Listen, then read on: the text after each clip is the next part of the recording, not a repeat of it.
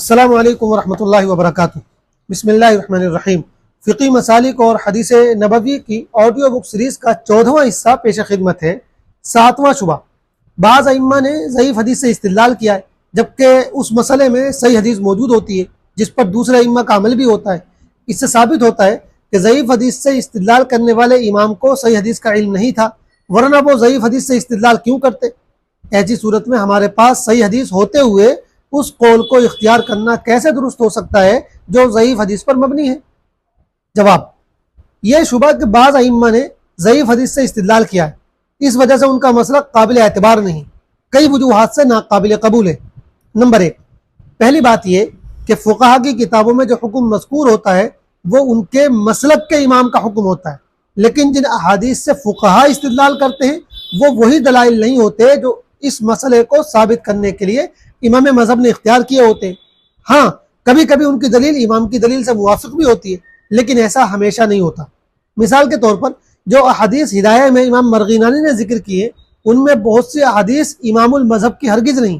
لہٰذا ان احادیث میں اگر کوئی حدیث ضعیف ہوتی ہے تو اس کا مطلب یہ ہوتا ہے کہ مرغینانی کی پیش کردہ حدیث ضعیف ہے، نہ کہ امام مذہب کی، کیونکہ ہو سکتا ہے امام کی جو دلیل تھی وہ اس نے بیان ہی نہ کی ہو، صرف اپنی دلیل پیش کر دی ہو۔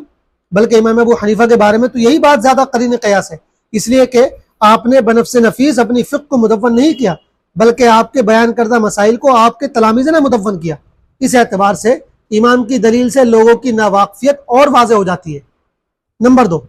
دوسری وجہ یہ کہ کبھی وہ دلیل جو فقیہ ذکر کرتا ہے وہ صاحب المذہب ہی کی دلیل ہوتی ہے، لیکن جو حضرات اس کا ضعف ثابت کرتے ہیں وہ اس حدیث کو متاخرین محدثین کی کتابوں سے نکال کر لاتے ہیں، جیسے سنن و مسانید اور معاجم وغیرہ سے، اور ہوتا یہ ہے کہ اس حدیث پر ضعف کا حکم متاخرین کا لگایا ہوا ہوتا ہے، جبکہ امام المذہب نے اپنی خاص سند سے اس حدیث کی تخریج کی ہوتی ہے اور وہ صحیح ہوتی ہے اور قابل استدلال بھی، کیونکہ بعض اوقات جس راوی کی وجہ سے حدیث ضعیف ہوتی ہے وہ اس امام کے بہت بعد کا ہوتا ہے جس نے اس حدیث سے اپنے زمانے میں استدلال کیا تھا۔ مثال کے طور پر ایک حدیث کو امام بخاری یا امام مسلم نے ضعیف قرار دیا اور امام ابو حنیفہ نے اس سے استدلال کیا ہے، تو اس کا مطلب یہ ہرگز نہیں کہ وہ حدیث ضعیف ہی ہو، اس لیے کہ امام ابو حنیفہ تابعی ہیں، ان کے درمیان اور حضور اکرم صلی اللہ علیہ وسلم کے درمیان راویوں کے واسطے بہت کم ہیں، جبکہ امام بخاری اور امام مسلم اور حضور اکرم صلی اللہ علیہ وسلم کے درمیان واسطے زیادہ ہیں۔ لہٰذا بسا اوقات ایسا ہوتا ہے کہ وہ حدیث اس راوی کی وجہ سے ضعیف ہو جاتی ہے جو امام ابو حنیفہ کے بعد کا ہوتا ہے، جبکہ امام ابو حنیفہ کے زمانے تک وہ حدیث صحیح ہوتی ہے۔ خلاصہ یہ کہ ائمہ مذہب کی اپنی سند الگ ہوتی ہے، لہٰذا اگر کسی حدیث کا ضعف دیکھنا ہے تو خود اس امام کی سند میں دیکھا جائے گا، بعد میں آئے ہوئے کسی محدث کی کتاب میں دیکھ کر اس پر ضعیف ہونے کا حکم نہیں لگایا جا سکتا۔ اس بات کو مندرجہ ذیل مثال سے بآسانی سمجھا جا سکتا ہے۔ ادرؤ الحدود بالشبہات کو امام مرغینانی نے مرفوع قرار دے کر پیش کیا ہے اور زیلعی نے نصب الرایہ میں حضرت عمر کا قول قرار دیا ہے، یعنی موقوف مانا ہے، جبکہ امام ابو حنیفہ نے اپنی مسند میں اسے اپنی خاص سند عن مقسم عن ابن عباس قال قال رسول اللہ صلی اللہ علیہ وسلم ادرؤ الحدود بالشبہات سے مرفوعی نقل کیا ہے۔ امام ابن تیمیہ فرماتے ہیں کتب حدیث کی تدوین سے قبل جو ائمہ گزرے ہیں وہ متاخرین سے کہیں زیادہ سنت اور حدیث کا علم رکھتے تھے، کیونکہ بہت سی ایسی روایات ہیں جو ان تک پہنچی اور انہوں نے ان کو صحیح قرار دیا، لیکن وہ ہم تک کسی مجہول راوی سے یا منقطع سند سے پہنچتی ہیں یا بالکل پہنچتی ہی نہیں۔ نمبر 3، کبھی ایسا بھی ہوتا ہے کہ ائمہ فقہا کی دلیل واقعی ضعیف ہوتی ہے،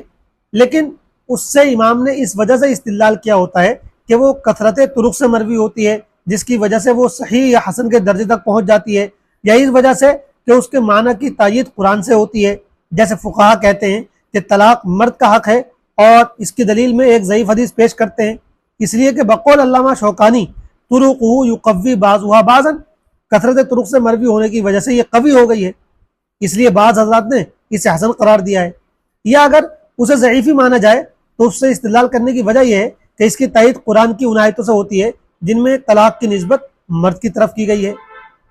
کبھی ایسا بھی ہوتا ہے کہ کتب فقہ کے مصنفین بطور دلیل کسی حدیث کو مرفوعاً ذکر کرتے ہیں اور محدثین اپنی تحقیق سے اسے موقوف قرار دے دیتے ہیں، جس کی وجہ سے بعض گمان کرنے والے یہ گمان کر بیٹھتے ہیں کہ فقہا کی فقہ اور مجتہدین کا اجتہاد باطل ہے، جبکہ ان فقہا کے پاس اس کی کوئی دوسری دلیل ہوتی ہے جو قطعی اور مرفوع ہوتی ہے۔ مثال کے طور پر عصر اور ظہر کی نماز کے سری ہونے پر بعض فقہا صلاۃ النہار عجمہ سے استدلال کرتے ہیں، جبکہ یہ حدیث باطل اور موقوف ہے، لیکن اس کے موقوف ہونے کے باوجود یہ حکم پھر بھی باقی رہے گا، اس لیے کہ اس حکم کی اصل دلیل یہ نہیں بلکہ اصل دلیل صحیح بخاری کی روایت ہے۔ حضرت خباب بن ارت رضی اللہ عنہ سے پوچھا گیا کہ کیا حضور صلی اللہ علیہ وسلم ظہر اور عصر کی نمازوں میں قرات کرتے تھے؟ تو کہا گیا جی ہاں۔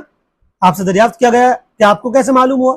یعنی ظہر و عصر میں قرات آہستہ ہوتی پھر پتہ کیسے چلا؟ تو جواب دیا کہ آپ صلی اللہ علیہ وسلم کی داڑھی کے ہلنے سے معلوم ہوا۔ یہی روایت مسلم میں بھی ہے۔ اس سے معلوم ہوا کہ آپ صلی اللہ علیہ وسلم ظہر و عصر میں سری قرات کرتے تھے، اس لیے اس کا اندازہ داڑھی کے ہلنے سے لگایا گیا۔ اگر بالجہر قرات ہوتی تو داڑھی کے ہلنے سے اندازہ لگانے کی ضرورت نہ تھی۔ لہٰذا یہ حکم کسی ضعیف حدیث پر مبنی نہیں ہے بلکہ مسلمانوں کے متوارث عمل پر قائم ہے۔